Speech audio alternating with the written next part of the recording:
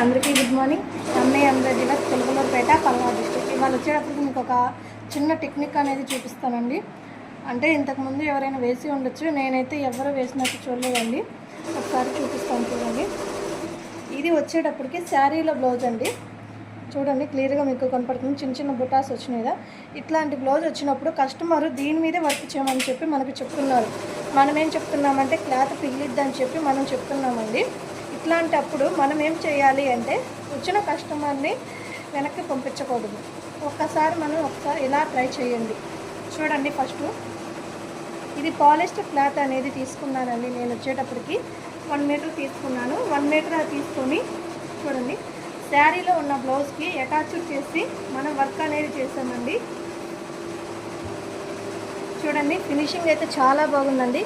ఎక్కడ క్లాత్ అయితే పిగిలినట్టు కానీ ఏమీ అయితే అసలు తేడా అయితే ఏమీ లేదండి. చూడండి, చాలా బాగా వచ్చిందండి, క్లియర్గా ఉంది.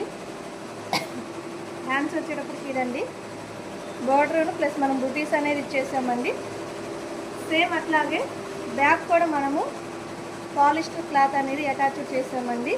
చూడండి, ఫినిషింగ్ అయితే చాలా బాగుంది. ఇది వచ్చేటప్పటికి బ్యాక్ నెక్ అండి. చూడండి, కలర్ కాంబినేషన్ అయితే చాలా బాగుంది. చూడండి, అసలు ఎక్కడ అనేది పిగిలినట్టు కానీ క్లాత్ వర్క్ డిస్టర్బ్ అయిన విషయం కానీ ఎక్కడ లేదండి. చాలా అంటే చాలా నీట్గా వచ్చిందండి.